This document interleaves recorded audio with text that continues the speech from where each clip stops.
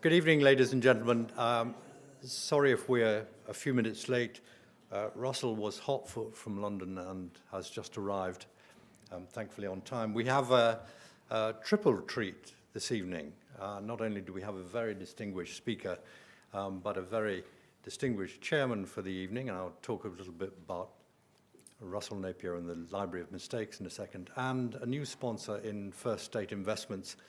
A sponsor from a financial services company that's prepared to sponsor an event that has greed and mistakes in the title, I think, is a confident and brave sponsor, so we're extremely grateful for their involvement this evening. I want to talk a little bit about the Library of Mistakes and the reason that and here we are, the Library of Mistakes, that I asked Russell if we could do this jointly, because Russell is a very unusual finance professional in that he believes in learning the lessons of the past, which any of you who are as old as I am and have studied finance for a long time realize that very few people in finance make that elementary move. And he has made a bit of a personal mission, first of all with a thing called the Practical History of Financial Markets, which is a short course for finance professionals taught at Heriot-Watt University, which tries to teach people of what has happened in the past and how to avoid the errors of the past. And the second of his personal initiatives in this field is the Library of Mistakes. And the Library of Mistakes is a physical library. It's in the West End of Edinburgh. It has something like 2,000 books on its shelves. It is free to use, but you have to be a registered reader. You can't take books out, but you're very welcome to go and use them there. And it is, as it says, a library of mistakes, although perhaps mistakes was the kindest word that Russell could find for describing it, because the books also describe frauds, scams, blunders of all description. I haven't done an academic study on this, but I'm willing to bet that greed figures in more than a majority of the volumes on the shelves. I have the honor not only to be a registered reader of the library, but to have one of my books on the shelves, or at least Russell told me. He told me it was an honor, and I take him. And we're delighted to have Russell chairing the evening.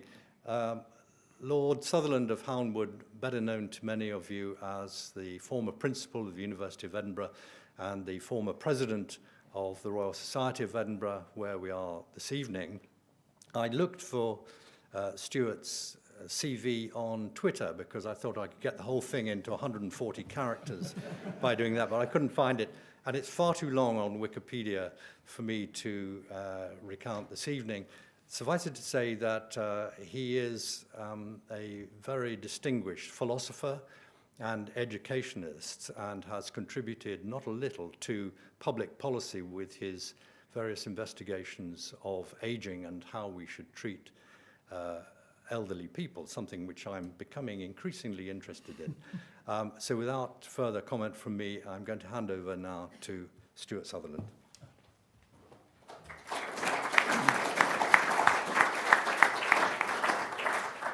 Well, thank you very much. It's a delight to be back in the RSE and indeed in the David Hume Institute, of which I'm a former president, of which I'm very, very proud.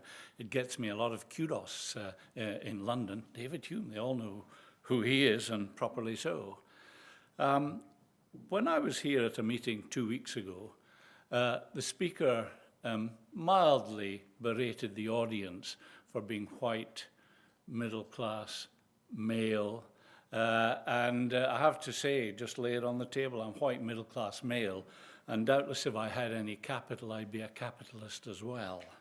Now, having a crack at the Edinburgh establishment is all very well, but I made the mistake one time, not very long ago, giving a lecture in Glasgow, having a little dig at the Glasgow establishment. And that's a dangerous thing to do. And I suddenly realized that maybe that's a bit over the top. So I said, well, where would we be without a sense of humor? And a little voice at the back shouted, Edinburgh.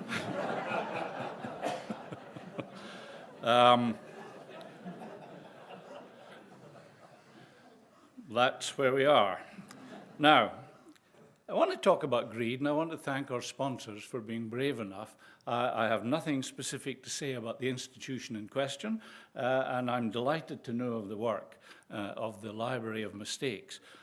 Something resonates with that title in my mind, that I'm sure I have dozens of papers that should be in there, but doubtless for the wrong reason, the wrong kind of mistake. I want to talk about a 5-letter word, greed. And that word, interestingly, has changed in its acceptability in public. Think of a 6-letter word like urinal. I mean, you don't mention urinals at happy dinner parties. And for quite some time, you wouldn't use the word greed in similar contexts. But the world has changed quite a bit. I'll come back to the changes that underline that. But the problem is put this way. Gordon Gekko in the film Wall Street, and I think you're all mature enough to remember that film, Wall Street, the definition he gave in a sort of barnstorming speech ended up, greed is good, and that's what drives his whole motivation, his business, and by implication, what goes on in various parts of the economy and of the financial world. Greed is good. Now, one understands what he was getting at. You don't like the man at all, but recently, for example, Boris Johnson dropped a hint or two in the Evening Standard in London and more or less said, well, actually, a little bit of greed is surely, so I have to do the hair, is surely quite a good thing, just to keep the whole show ticking over. Well, he soon withdrew from that, and we've heard no more of it. So clearly, even he has decided that maybe that's not such a good thing. But what set my mind running was, as I naturally do regularly, rereading David Hume. I came across this marvelous sentence. He referred to it as, this avidity alone, Hume wrote, is directly destructive of society. Now that's strong stuff. Long way from greed is good, and so far that it's not just, well, actually we've got to do what we can to contain greed, which most people would agree to these days, but directly destructive of society. This is a very sharp arrow that's being fired at the notion of greed and the practices that it might justify or encompass. The difference between the two, well, it starts with the fact, as I suggested, now you can use the 5-letter word greed. Couldn't a while ago, and at the time of the film, Michael Douglas played the hero, Gordon Gekko. At the time of the film, it went by unnoticed, really. It's the kind of thing people said and assumed that, well, we all know, and they even blame Adam Smith, which is not right. I'll come back to that. They even blame Adam Smith for this sort of thing. But that's not the proper picture of Adam Smith. Greed is good, or it is directly destructive. Not just a bad thing, not just let's contain it, pull it in, but directly destructive. Over the last few years, and I've got some press references here, I'll just give you a sample of one or two of these, it's become acceptable to use the word greed. I quote from the Sunday Times, the business section, 2014. Fear and greed are driving a stampede of companies to the stock market. Now, this is not the Red Tops. It's not the Socialist Workers' Party. This is the Sunday Times business section. Times editorial a year earlier. Cupidity is a human characteristic. Now, I'll come back to that because that is the Times asserting in an editorial what Hume believed, that cupidity, greed, is actually a universal characteristic. So I'm not putting forward an idealized picture of human beings. This is the starting point. This is what human beings are like, according to Hume. Lots of dubious motives and dubious practices are being tied together in the press. For example, HSBC stars to bypass bonus crackdown, the Times business headline. I can give you the references if any of you are anorak enough to want them. Grand in your hand bonuses cost Lloyds Bank dearly. That was from the Times. The previous one was the Times business headline.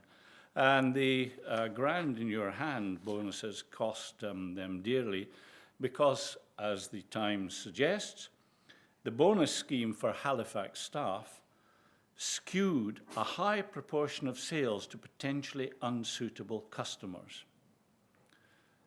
The wish, the desire, the cupidity, the avidity, dare I say it, the greed, was pushing people in that direction that the Sunday Times business in around the same period referred to as the toxic culture that we're now beginning to unpick.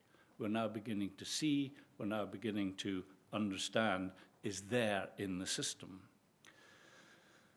Times business headline, previous day to one of these, read, "Insurers to be fined for preying on the elderly."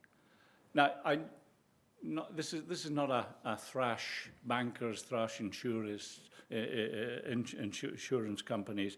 This is simply a recognition that this is now being said in a way that it was never said before. I think it's a consequence, clearly, of the events of 2008-9.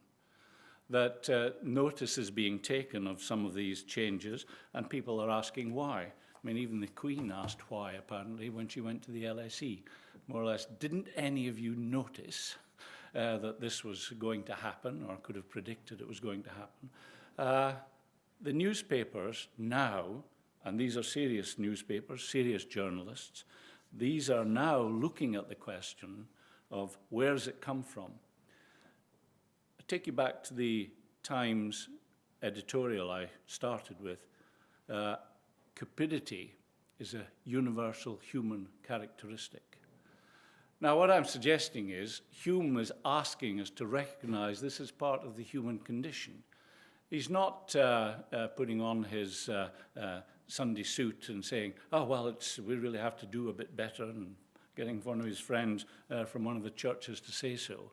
He is actually saying this is part of the human condition, and it is directly destructive if we allow it to run untrammeled and unrestrained. So 2 general points just to start with. 1, greed, according to Hume and the Times apparently, is a general human characteristic. Secondly, however, and this is where I hope we can go when we're discussing things, the notion of that kind of human motivation can be managed. It can be affected. It can be amended. It can be moderated. It's not, there's Gekko, oh my goodness, terrible, isn't it? And then getting back to tending your garden or playing your golf. Hume is saying this can be moderated, but more than that, he's saying it has to be, or there's a destruction of society possible. Now, didn't we all know, and certainly in Edinburgh 250 years ago they all knew, that Hume was an angry young man, and didn't they all think that his angriness would just blow over? I mean, that's the kind of chap he is. My God, he's a philosopher. That's even worse. He's a philosopher from the borders who should have been a farmer, but they didn't trust him. He's a philosopher from the borders whose father wanted him to be a lawyer, but he just didn't have the taste for that. I mean, he was an angry young man. He paid the price for it. They wanted to make him, his friends, professor in Edinburgh University, and to the shame of my university, they turned him down. the greatest British philosopher ever, and Edinburgh turned him down. But if you come from Glasgow, don't get too cocky. They did the same when he was put up for a chair there.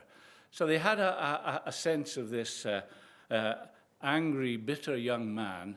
And of course, that's because they couldn't distinguish between being a cynic, which they assumed he was, and being a skeptic.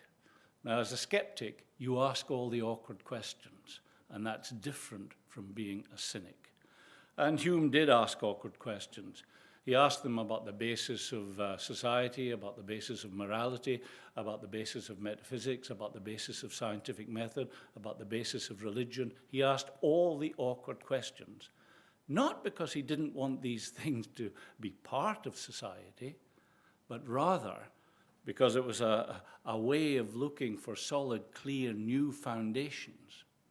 And Hume, for all that they would have said him at the time, and he had a very hard time, he really had, in Edinburgh.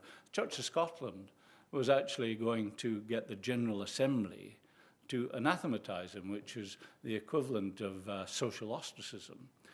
Fortunately, his friends in the church, the moderate clergymen, fought the battle on his behalf, and that didn't happen to him. But the animus against Hume, who apparently, on all accounts, was a nice man, genial, le bon David, as they called him in Paris. The animus against Hume was great. And actually, this stuff about greed, that's what you expect of people like that, isn't it? Well, I put it to you that it's not. I put it to you that Hume, and I could give you the quotations if you want, says quite clearly that although he's skeptical about the basis people claim for morality, he is not skeptical about the importance of moral distinctions between good and bad, between what is evil and what is to be promoted. All of these distinctions are important, and he is not denying the possibility of making clear distinctions of that time. What was his alternative? Because certainly in his own time, people asked, well, all very well for you to cause difficulties for scientific method or difficulties for the nature of religion or morality. Very easy to be negative, and don't we all feel that when we see some television interviewers? Very easy to be awkward and negative. What's your alternative? Do you have an alternative system?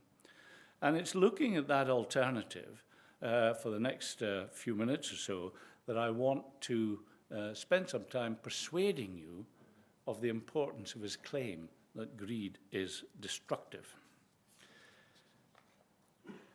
The alternative goes back to what many philosophers at that time in the 18th century, and this was, don't forget, right here in Edinburgh. This is the institute that's named after the man, right here. The emphasis was to see what had been achieved by Isaac Newton and his followers in the physical sciences and in the description of the physical world and in our understanding of the physical world. And an essential, central part of the Scottish Enlightenment, in which Hume played this very significant role, was to look at the way in which, if we can bring the same principles that led to Newton's discoveries into the study of individual human beings and into the study of the nature of society. Can we do that? Can we find ways of understanding human beings as individuals and ways of understanding society that are based on the sorts of principles that brought such advance in understanding the physical world out there? And that's what he set out to do. In fact, the subtitle of his first great book, Treatise of Human Nature, is an attempt to introduce the experimental method of reasoning into moral subjects. And that's how he was setting out to do it. He was not alone. This is what Adam Smith was doing, trying to set into the world of economics a natural understanding of the way in which society operates and the way in which the role of money, the role of property, the role of capital has critical part to play. But he wanted to do that in the same way or parallel ways to the ways in which Newton operated. less well known, but actually very important, is the, I suppose, one of the first sociologists in this country, social philosophers anyway, Adam Ferguson, an essay on the history of civil society. Ferguson wanted to understand civil society, and we're talking here of the 1750s and 60s. Smith's Wealth of the Nations was later than that, though he was producing his early books then. These were three great men looking at how you could understand society and how you could understand the development of human beings in a way that had some solid foundation to it. So that's what Hume was offering to try to do. And the question you can answer, I hope, at the end, is was he successful? Why did he take this extreme view that greed was destructive of society? Very extreme view, and I keep stressing that. Why did he take that view? There are two elements. One is his understanding of individual human beings. He didn't think there was such a thing as a rational man or rational woman, a mistake sometimes made by economists, I have to say. He didn't think there was such a thing. He wanted to understand what it was, and so he was interested in, if you like, what we might call behavioral economics. He was interested in the ways in which the control and use of capital, of money, of finance, affected individual human beings. He was also interested in the way in which these things affected the structure and shape of society. This was to be an empirical understanding. And so the first, he wanted to understand individual human beings, and secondly, he wanted to understand the bonds that hold society together. I mean, we all assume in times of peace, plenty, and happiness that society just ticks over. And it'll be there when we die, just as it was when we were born. Society's not like that. And Hume wanted to understand and convey to others what the conditions were for the creation of society and for sustaining human society. And that is why he worried about greed. Well, let's look at these two. Hume on the individual. Hume on the individual, basically, and there was a bit of a Calvinist in Hume, which is ironical here, because he was very anti the church. He was a bit of a Calvinist in Hume, and he did actually think that human beings were basically selfish and self-centered and self-preoccupied. And he asked himself the question, well, how is it that if that's how we are, and that's how we're born, how is it that we come to enter into relationships with each other that allow us to make moral distinctions, that allow us to recognize the rights of others, the needs of others, if basically we're selfish at core? Now, you might think that's a very extreme view, but if so, you haven't met my grandchildren, or as was my children. You all know the stage, if you've had any dealings with young children, what we call the terrible twos, the stage at which they are unyielding, unreasonable, unbending, demanding, and what is there is theirs, not to be shared. Learning to share is one of the key skills of human life. Learning to accept that others have got reasonable demands to make is essential for the development of the individual human being. And Hume asked, that was his view, but of course, how do you achieve that?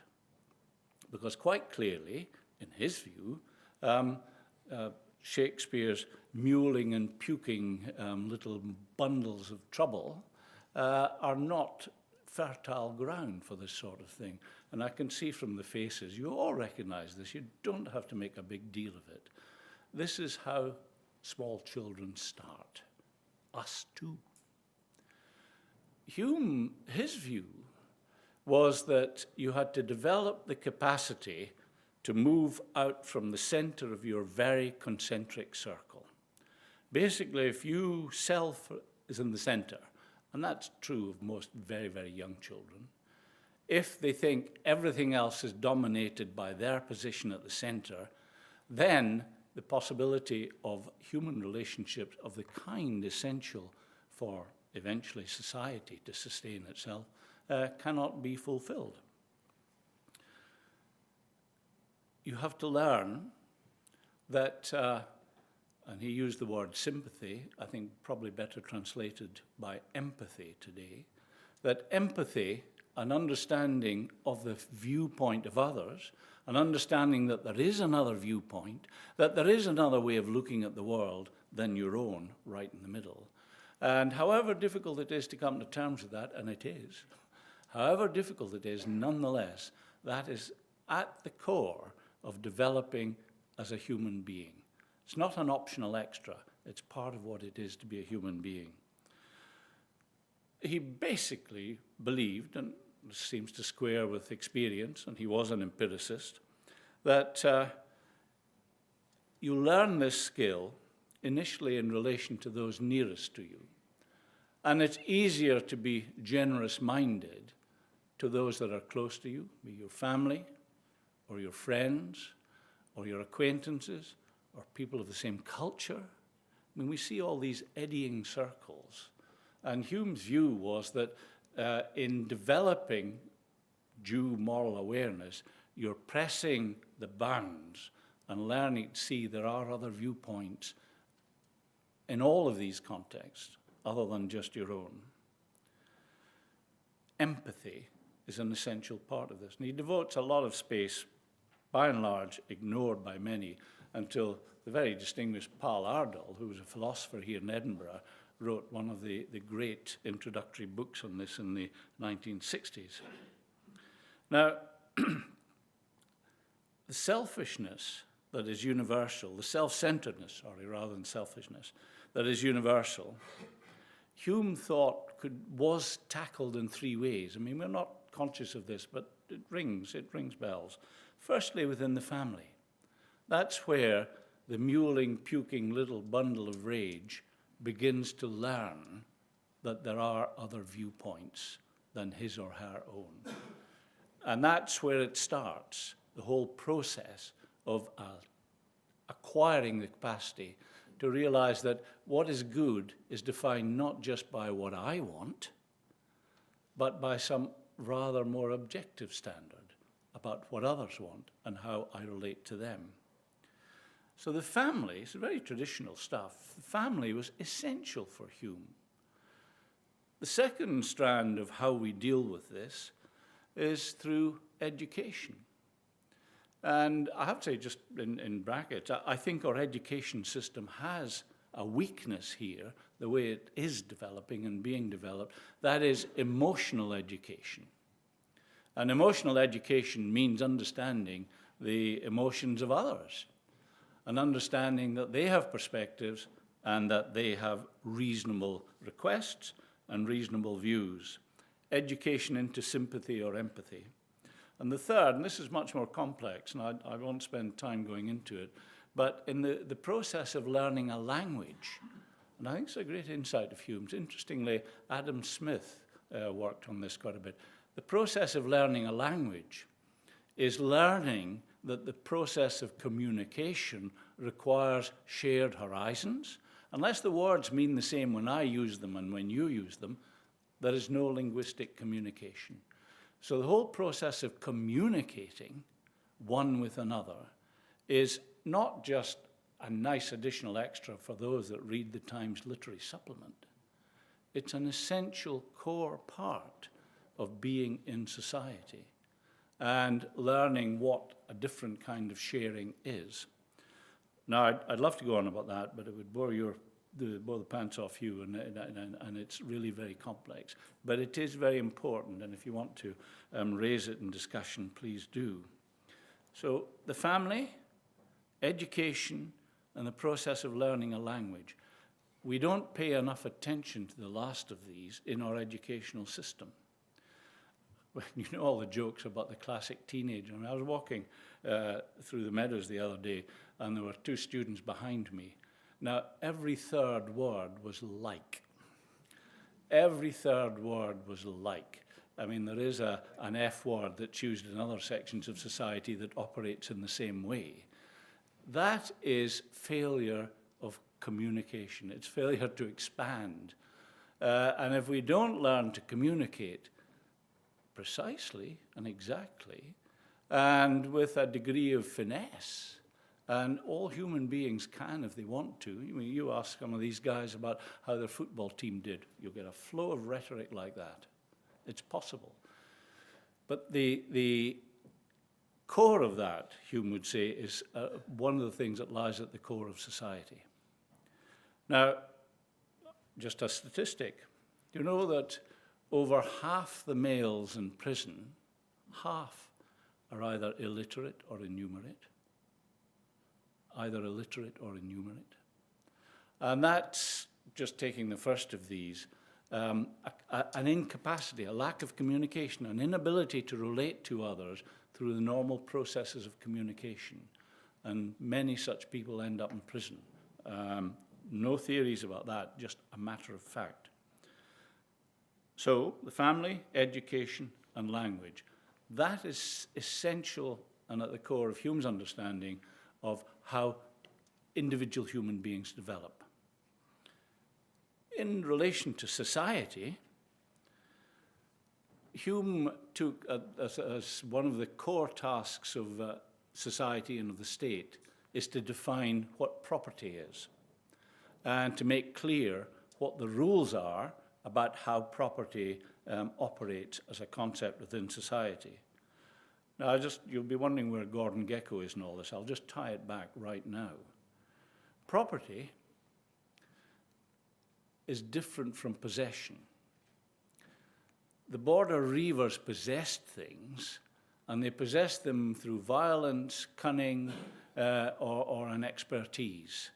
But that didn't make it property. In the same way, the barons of the 12th and 13th century possessed things because they had the power to do so. But that doesn't make it the concept of property that Hume was searching for and that Adam Smith did so much to tease out. If you own a hammer or a house, there have got to be rules about what it is to own that legitimately. If you own a car and you want to sell it, there have got to be rules about how that operates, about what the law is. That's a core task of society, the definition of what property is and the rules according to which property is acquired or owned or passed on. Now, Gordon Gekko's view of property is what I can lay my hands on. There aren't rules. It's, am I more cunning? Am I sharper? Am I more deceptive than anybody else? In which case, that's mine. And that's where Hume sees, by implication, the gap that somebody reading Hume sees between Hume's view and Gekko's view. It's a difference between possession through cunning, through violence, through smart practice, or whatever, and through the laws that apply to property. Huge, huge difference. According to Hume, and Adam Smith agreed, I've got plenty of quotations if you want them, Adam Smith agreed with him, society depends upon these rules being recognized and operating. If not, you begin to lose, society begins to be destroyed. And that's why he wanted to argue that greed, as practiced by Gekko, is a way of destroying society because it takes these capacities that are essential to ownership and to the rule of law and casts them aside. It's now a matter of what I can get away with. That is the core of what Hume, by implication, says greed is, what I can get away with. Now, just again in brackets, It did occur to me, I remember, at the time of the 2011 riots in London, you remember they're really quite bad in August, that actually, I mean, there may be legitimate and there may be sociological causes, but quite a lot of people who went there to pillage shops went there on the basis of greed. So it's not me having a go at the finance world or the business world or the capitalist world. It applies in these areas as well. The folks who went to Croydon and who burned down that family business, they were after what they could get away with. And that's greed. Gekko, he's after what he can get away with without being caught. If you have that, you have the breakdown of society. That was a very dramatic way of seeing it in Croydon. Very dramatic way. But it's as strong as that, in fact, what Hume is talking about. So you have the individual and the terrible twos having to learn standpoints other than their own. You have conditions for what makes society work, and that includes rules about property, includes much more than that, because, of course, the rules about property, they have to reflect a consensus within society about what it is legitimate to own and what it's not legitimate to own.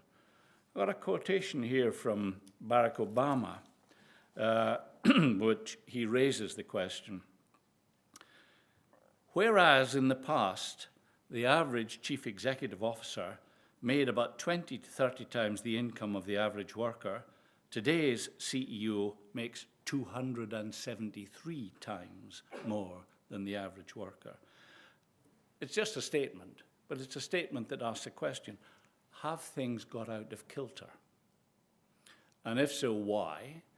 What is this gap that he's pointing to? I presume his statistics are right. If that's part of the reality, has society reached the stage where there are flaws going deep down into the society in question, which will not be easily healed unless there is a consensus developed about what is fair and what is just and what counts as equity. Now, fair, just, equity, these are all very slippery concepts, very slippery concepts. And I'm not suggesting there is an exact definition. What I'm wanting to put to you tonight is that there has to be a public discussion. There has to be in society a discussion about what counts as fairness. And you will have different views. Some think fairness is nothing being owned by anyone, or the silliness, as I would see it, of the same equal £20 a week being paid to everybody, whatever they do. That's not, I think, a practical option. But what notion of fairness, what notion of equity, how many yachts do you need? And how many yachts are tolerable? And in what circumstances does X reasonably own a yacht and Y never will? There are circumstances, but if it's all hidden under the carpet, and of course the use of the word greed that, as I suggested, reappeared now in serious discussion, is the beginning of that discussion. So what I'm suggesting is that we need the kind of discussion that can produce some kind of consensus in society and an awareness. Because I think this is one of the gaps. I mean, the various bits of society are not aware of how the other thinks or why they think what they do is acceptable or justified without that kind of discussion. And discussion to very broad term, without that capacity to communicate about very deep matters, unless a society has a living understanding embodied in its laws. And this is, again, a very complex matter. It's not just 2 articles in the Observer and 1 in the Telegraph. It's more complex than that. However, it's a discussion that has to be had, and I put it to you, as folks interested in the world of economics, that to miss it out from our understanding or teaching of economics is to miss out what is essential in the role that good economics can play in holding and sustaining a society together. Stability, Justice, and again, I've got lots of quotations from Hume and from Adam Smith about how justice is at the core of the stability of society. Without an acceptable account of justice, and that partly means distribution of goods and so on, society is not sustainable in the long run. Unrestrained greed runs counter to all of that, and that's Gekko. Unrestrained greed takes you back to applying the laws of the terrible twos to the wider world, the world in which people have jobs, in which they own things, in which they share things. And it's a matter of, can we put one over on the other side, whether it's the workers on the bosses or the bosses on the workers or whatever. Unrestrained greed is, and this is Hume's conclusion, destructive of society. I hope I've given you some sense of why he said that. It's because of his understanding of human beings and his understanding of the nature of society. So what? I mean, it's all very well, there's this dreadful man standing up in front of you, berating you all about how the life is terrible and shaking his hands and so on. So what? Well, one or two things. One, and this is right at the heart of many of your interests, there's got to be an adequate sense of regulation, because people won't do all of this out of the goodness of their heart. There has to be an adequate shape to regulation. And probably some of the difficulties of 2008 were lack of regulation and the lack of the capacity to regulate properly processes where the temptations are huge. I mean, LIBOR, exchange rates, foreign exchange rates. I was so sad to see the report about the Clydesdale Bank being fined 21 million earlier in the week, because the story seemed to there to be really very sad indeed, that this is what human beings are reduced to, altering the accounts of members of that particular bank. Now, whether that's true or not, if true, terrible. Regulation is a way of trying to deal with that. And so adequate regulation, adequate powers of regulation, again, requiring an open, broad discussion, and that's part of your business. Again, requiring not simply the imposition of rules that will stultify business. I mean, there is an art to this as well as a science, but that's part of what political economy certainly used to be.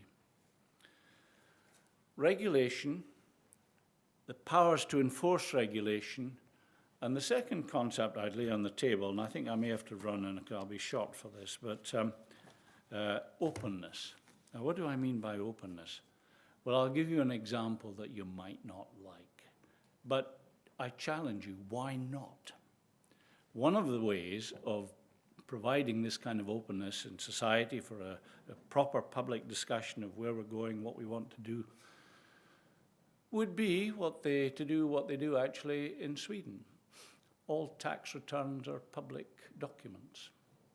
All tax returns are public documents. The openness that would show would tell you a great deal about where the inequities are.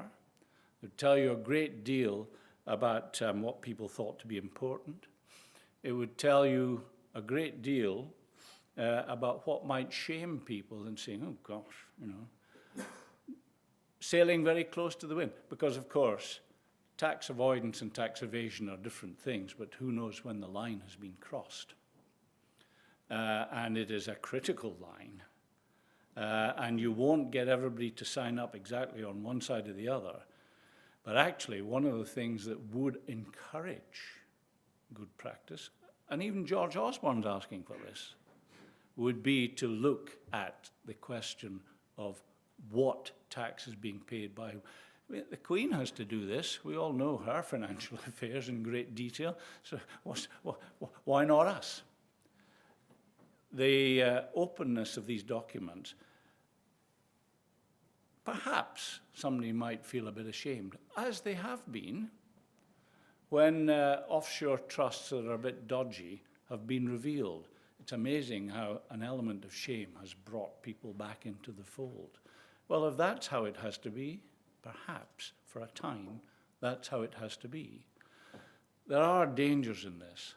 The politics of envy are always just over my shoulder. The politics of envy are ways, again, of destroying society in a different fashion. And that's why the kind of balanced discussion that is essential has to take place. And I would have thought one of these things is that if folks know, learning how much tax Amazon pays, or Starbucks, if you're talking about corporates, is, we hope, having an effect. I mean, they'll make token gestures. They'll seem very large to us, but in the reality, quite small. But it's a movement that will not happen if you don't have this openness laid out in access to information. So what's the argument been? Two views of greed. It is good, or it is destructive. Hume's view is ultimately unrestrained greed is destructive. Now, I'm quite keen, like all of you, to get my ISAs in order. I'm quite keen, like all of you, to find a bank that actually pays some interest. I'm quite keen to find a garage that will service my car efficiently without overcharging and telling me that I need 7 new tires and I've only got 4 wheels. All of that is true. But that doesn't mean that you simply lift the tabs off greed and make it an unrestrained process. Hume says if you do that, the destruction of society follows. His argument for that is that in the end, it has to do with what human beings are like, and we'll have to accept that all of us have got a bit of this in us. And unless it's managed, unless there are attempts to educate young children, unless there are attempts to understand the process of sharing in society, even if it's sharing a language, we'll fail. And I think that does raise questions for education, but I won't go into that now. And then secondly, unless there is in society an element of justice and fairness and equity, that society is not permanently for this world. It is not sustainable into the future. So I put it to you, and tell me if I got it wrong. I put it to you that, yes, unrestrained greed is destructive, and any practice in business that encourages that is dangerous. Thank you very much.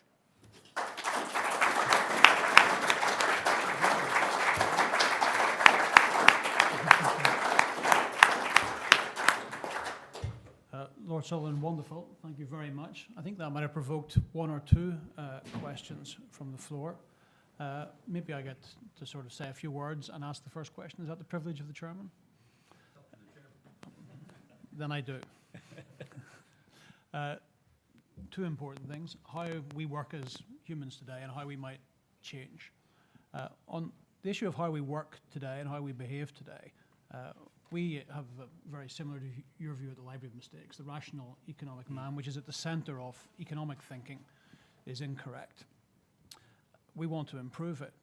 From your field of philosophy, is there anything, or from any other field actually, outside the field of finance, is there anything you can see that can help us, anything developing that can help us change this model of the rational economic man? Where should we start, and how would that help us have a better view of how the economic system works? Well, I think the reintroduction, interestingly, there's been at least one recent book on the concept of shame. It's largely sociological rather than philosophical, sociological and psychological. I mean, for that concept to have a part in, am I ashamed to practice in this way? Am I ashamed to take money from old ladies in this way? And that is when you stop moving away from a purely utilitarian question of what will give me the greatest pleasure, which is to perhaps have the most money. And that's the rational economic man stand. And you know, there are philosophers, a number in this country. Bernard Williams died a year or 2 ago. He wrote some very interesting stuff on this. Martha Nussbaum has written about this. I mean, there are people working on these concepts. They haven't applied them in this context, but I would certainly want to. So I think, what range of concepts do you use in discussing a policy? I mean, it's one thing to study simply how the system works, but of course in politics you have to apply it, and that's when it becomes policy. And the question is, what range of language do you use to evaluate policy? Shame presumably increases with disclosure. Is that correct? Well, that's the drive of what I'm suggesting, yes. Well, it might not, actually. It might be that you're very modest and you don't want to disclose, and people do give money anonymously. But yes, there is the risk. And I think you see it in what's been happening over the last few years in the corporates and in the individuals. I mean, did you know that pop stars had or footballers had such an elemental style of life, and oughtn't they to be just a bit embarrassed? And if we don't know, and it's knowledge that will bring this up to the surface. I'm just going to finish one point. If everybody in the room had a number above their head for their annual pay and tax, would that make us more or less equal? Well, in our behaviour, as a philosopher, as a behaviour, would we behave more equally, or would we behave less equally if we all knew what each other earned?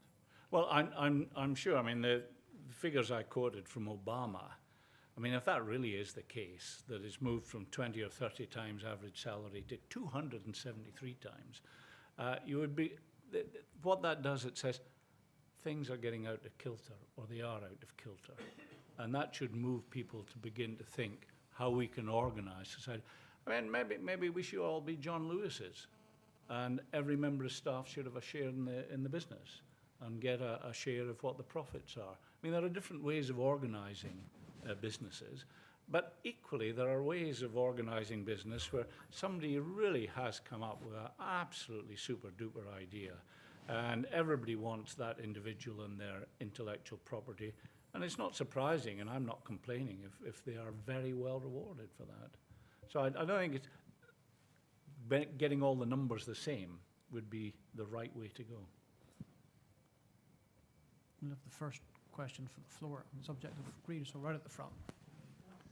Could you pass me some water, please? Yeah. So if we just wait for the microphone. I had a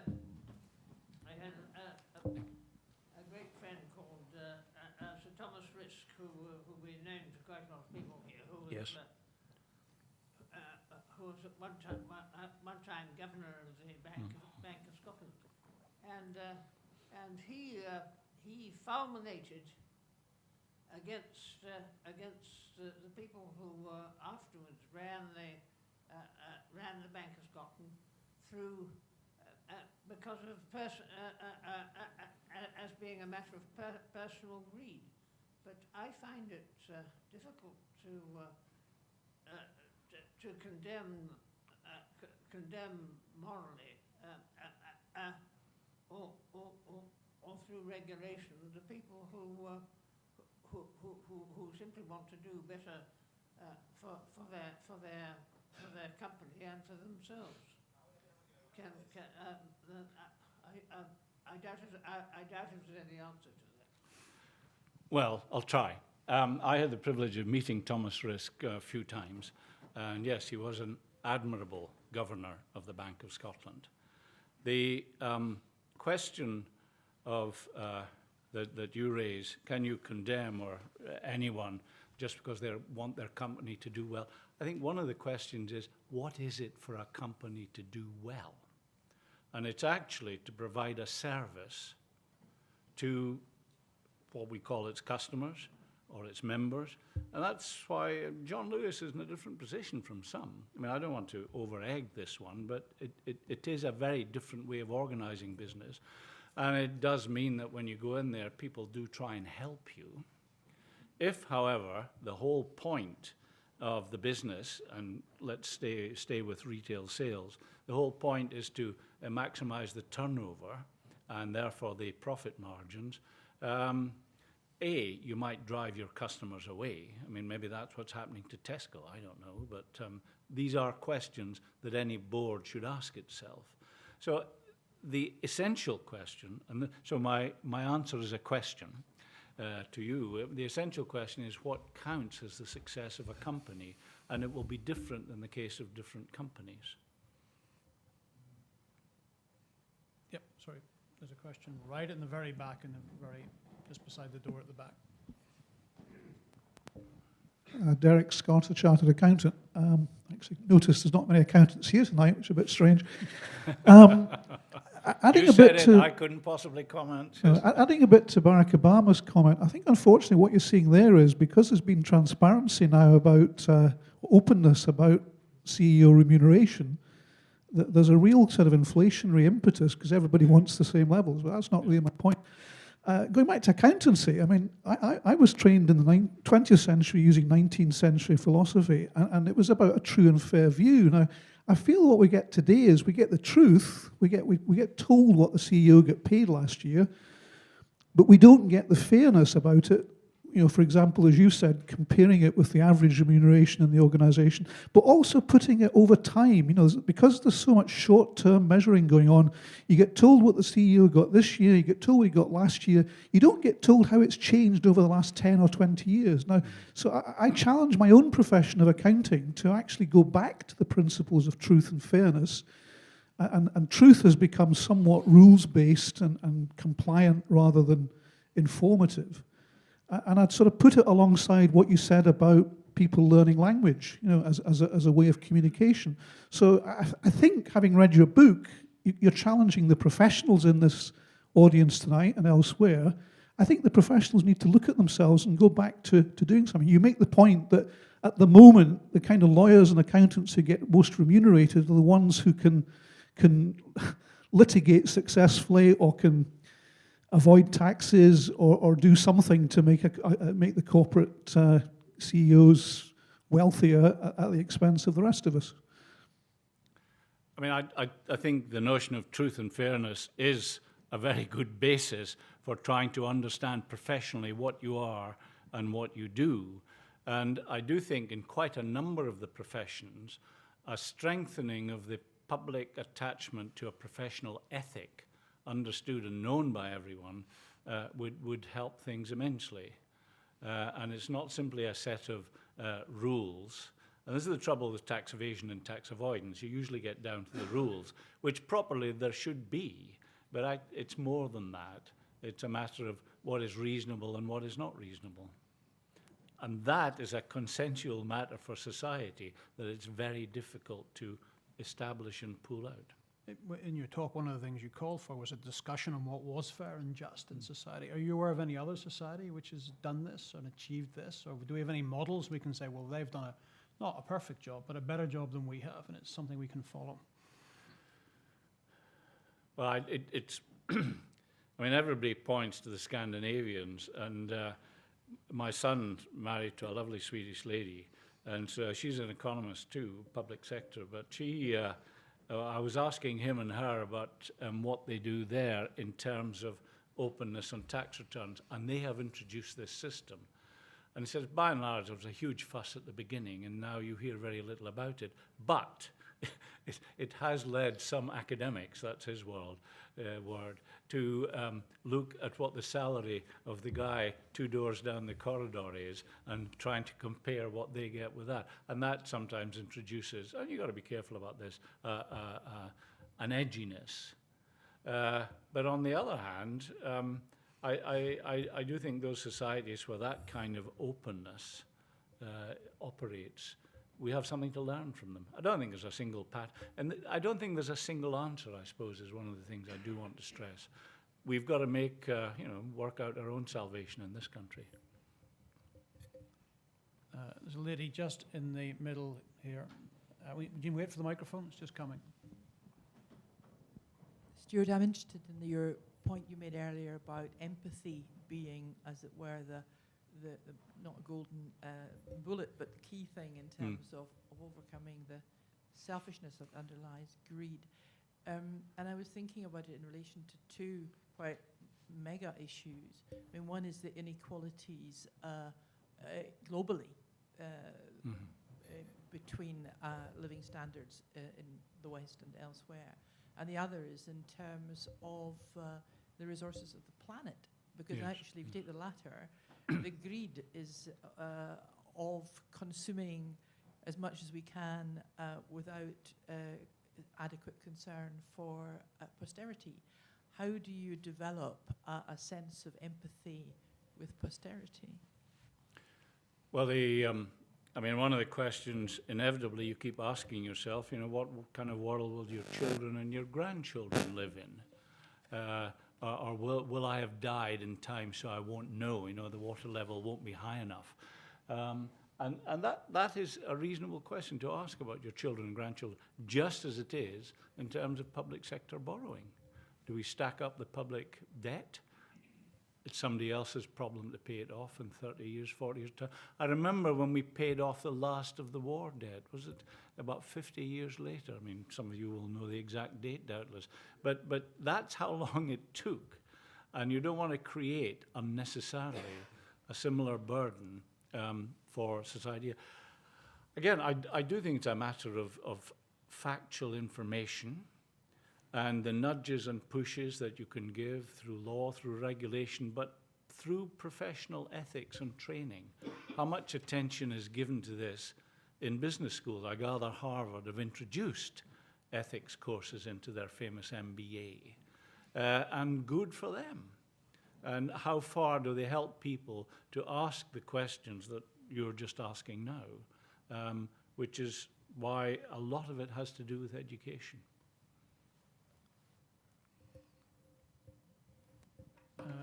Yes, sorry, over just on the side here.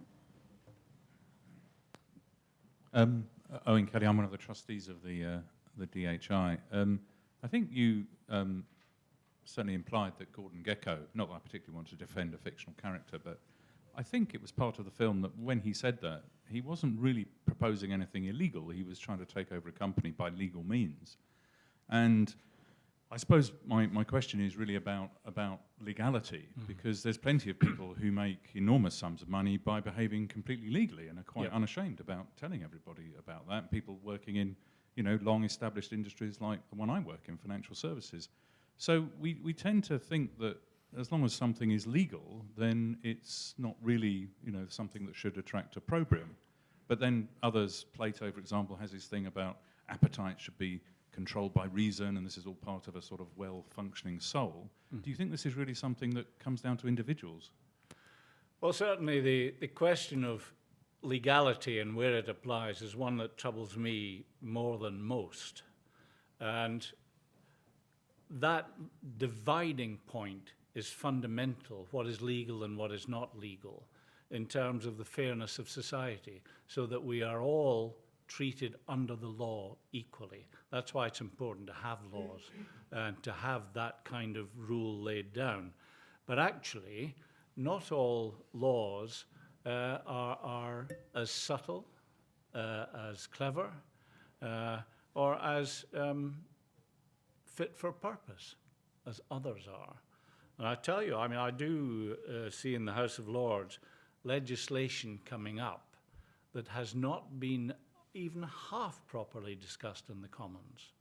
And so the crawling over these laws has not been carried out with the punctiliousness and with the value of the kind of best minds that you can have available. So actually paying attention to the process of creating law. I suppose the one other, since I'm now sounding off about my prejudices, and I've still got a few in here, one of the other points I'd want to make about law is that we have too much of it. And actually the volume of legislation coming through is a way of making the situation so complex that it depends on whether you can hire very, very sophisticated lawyers to help you through a particular case. And then it becomes simply a matter of legality. And you will find judges saying, well, more in sorrow than in anger, I'm going to have to say guilty or whatever, although there is a case for the other side. Now, that simply points to me to the need to be ever vigilant in what laws we introduce and in whether or not there should be a statute of revision of some of the most important laws after 5, 10, or 15 years. And that might be one of the ways of dealing with it. How did it work? Legality is fundamental, because without that you will not have equality under the law. But it doesn't tell the whole. Legality, South Africa had laws about apartheid, didn't make them good laws. And this is often the question that we stand back from. When is a law a good law? And I don't think it's purely a cultural thing. I'm going to intervene with a question again, because I thought one of the really interesting things you talked about was language, and Yes, how learning yes, language yes. can build empathy. And that's something obviously we can all do, and something we could put more on the syllabus. Every generation thinks that they communicate better than the one that comes behind them. But I have 2 boys, and they communicate through machines. I'm not sure they say many words to each other, and I'm not sure they say many words to their friends. Do you believe that, and this has been changing since the invention of the telephone, do you think there's anything going on in society with the way we communicate, which is much more indirectly than the past, which is shifting the empathy needle, and is there anything we can do to shift it back? Like, man, I see what you say, but, I mean, there is a stage teenagers go through, and they use language as a way of getting at their parents and their elders. And I like a bit of teenage angst and rebellion, because if you don't get it then, you'll never get it. But on the other hand, I think I'm making a more fundamental point, that if you have a very crude language, then you will have very crude public discussion, and you'll have very crude public mores. Think of 1984, the book. Newspeak is at the core of that. And of course, the driving point, this is a point Orwell was making, is that the totalitarian regime wants to create and impose a language that reflects what it wants to hear and that limits discussion. Language shouldn't limit discussion. And that's why I've got to be just a bit careful about pushing aside changes in poetry and in other forms of literature. But I think the capacity to be clear and subtle is one that we're losing. Can we teach it? Yes. Good teachers should be doing that all the time, and they do. What's the one thing we could do with the syllabus? Is there anything on the syllabus we can do, or it just has to be better teachers? Well, it's partly better teachers. Actually, I'd go back behind the syllabus. I've just chaired a select committee report on early education for under 4s. And one of the key things that can provide, I mean, it's a civilizing thing when you get 2-year-olds in. And I do know schools where they change the nappies for these early education. And the children that come in have never communicated with anyone. Never. And it's just not like that where they live. And sometimes it's a language thing, that the parents speak different languages, but sometimes it's just the generations building the difficulties. Now, I would start there. A lot of chat in the political parties at the moment about early education. I would start there and put at the core of it, not child minding, not even creating the possibility of mothers going to work, important though that is, but actually the skills of communication being taught and developed early on. Because if they're not developed then, they go to school in the reception class at 4.5, and they're behind all their school career. So that's where I begin. I've got 100 more questions, but I'm sure there are more in the audience. So there's a lady right in the middle. I'm interested in the references to Scandinavia, and I wondered if there is generally slightly less acquisitiveness, less greed, and if that might be connected to a sort of more generous public provision, so people are not suffering from the kind of insecurity where they feel they must acquire a lot of stuff in order to provide for themselves. It's difficult to generalize, and I mean, things change. Look at the change in Norway, which was a very poor economy until the oil came on stream, and the gas. They learned how to handle that. and they handled it in a way that produces public benefit. There are lessons there, but it was a change. It wasn't simply that up till then the Norwegians were all a bit dozy and dowdy and didn't worry about owning things. If you have a yacht in Oslo, you have nowhere to moor it within 50 miles of where you live, because there are so many yachts in Oslo. So, there are consequentials and changes. But there's no doubt that there is a pace of life in some of the Scandinavian communities. And through my son and his family, I know best Sweden and Denmark, that are admirable. But I'm not sure what happens when you have a massacre taking place in Sierra Leone or the Congo. I mean, how much are they spending on that? So it's there are complexities here that I wouldn't like to pronounce on, to be honest. Any other questions? Is there anyone with their hand up? Just right beside you. Thank you. I think your thesis is very timely, so thank you very much for that. And I'd like to go back in a sense to Russell's question in terms of where we're going with this. The cult of the individual has something that's been, it's a mega trend that we've been watching for a while. And the more individualistic we get and the more sophisticated our society becomes, the more we're dependent on or the more remote we are from the transactions. And I think one of the differences which distinguishes John Lewis as a context for how it happens is that the owners of the company are directly engaging with their customers, and they experience in some way some emotional transaction at the same time as the material transaction that takes place. So I'm wondering about how I'm slightly worried about the emphasis on regulation, but you've corrected that by saying there's an ethic involved.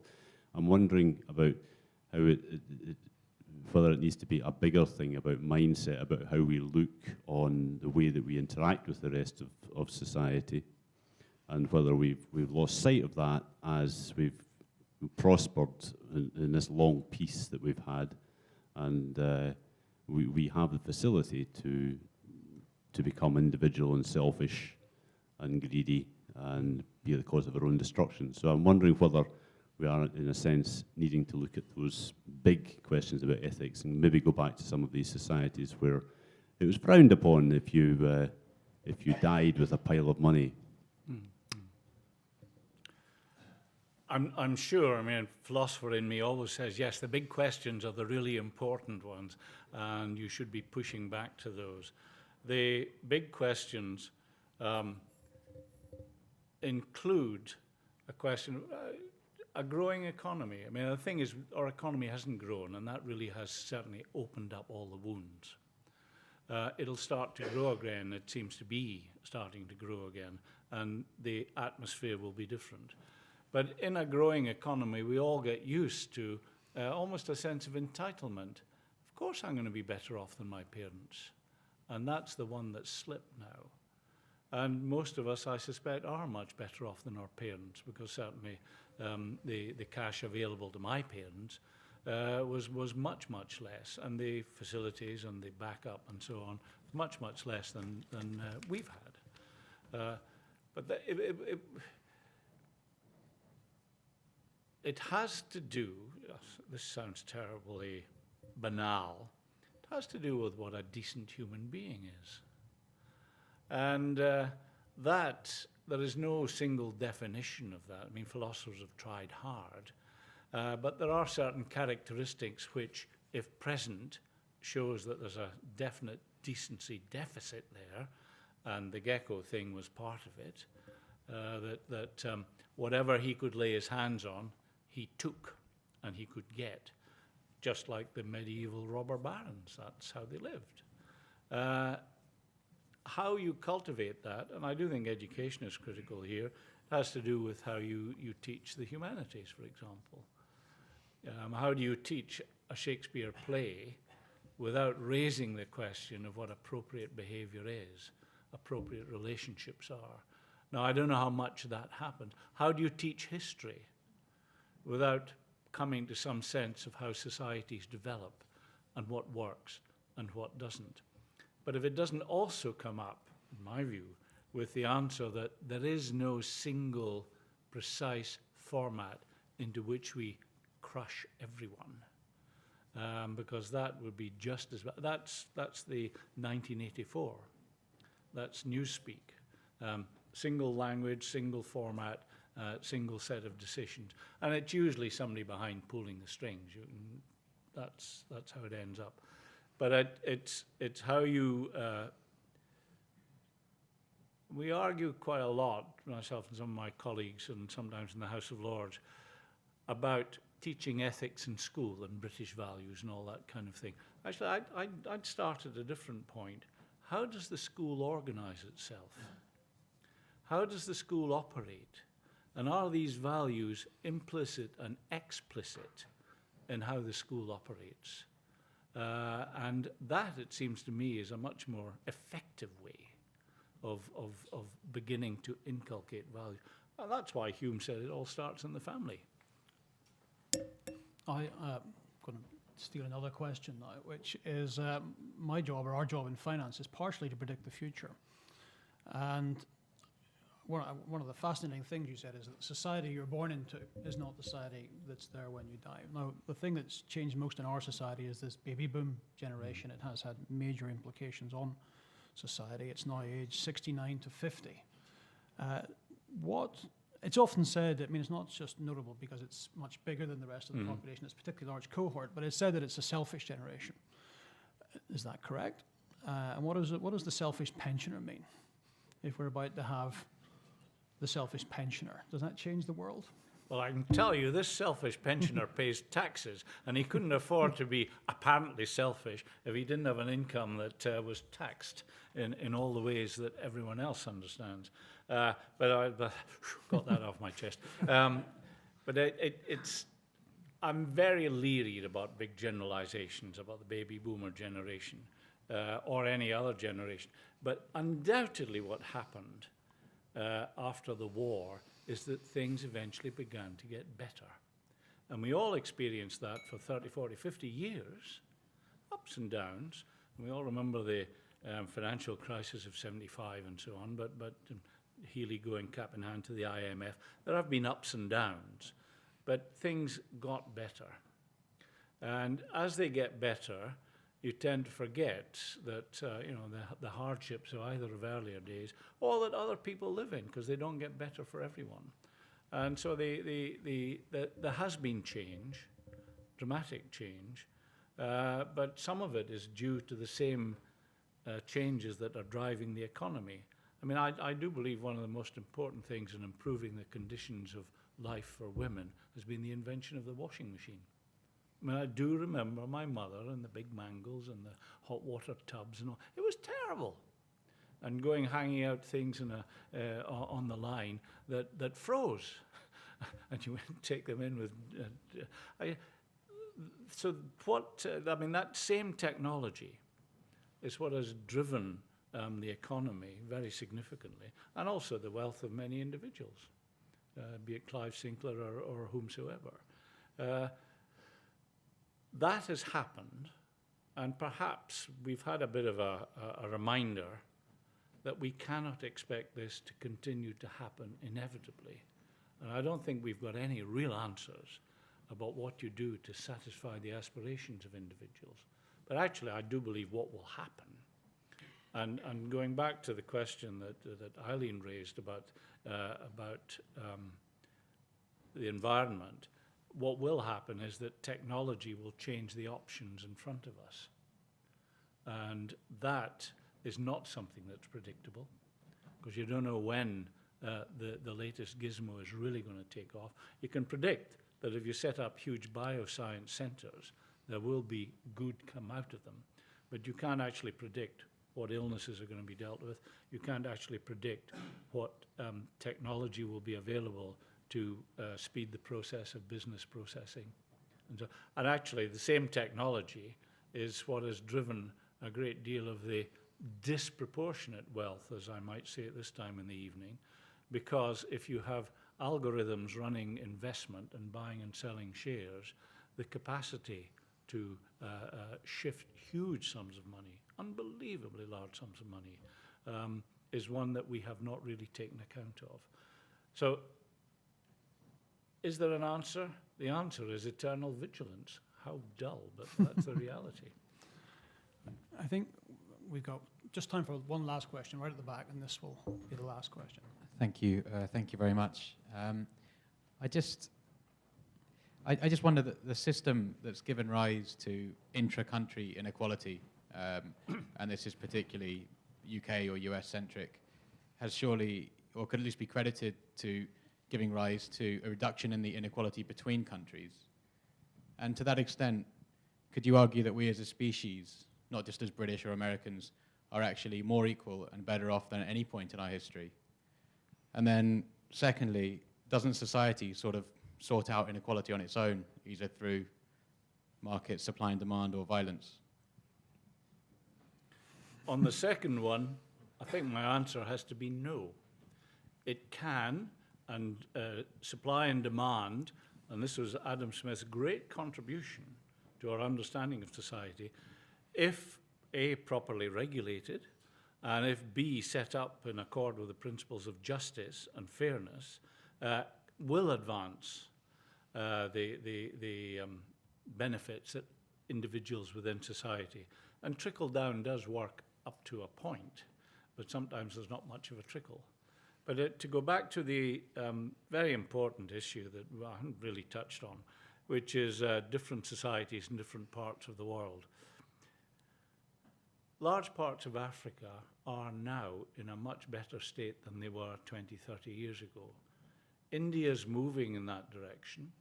Interestingly, technology, my predecessor in Edinburgh University, Sir David Smith, great man, David used to take some relish in pointing out that the most important fact in adjusting birth control to standards that individuals found acceptable was educating women.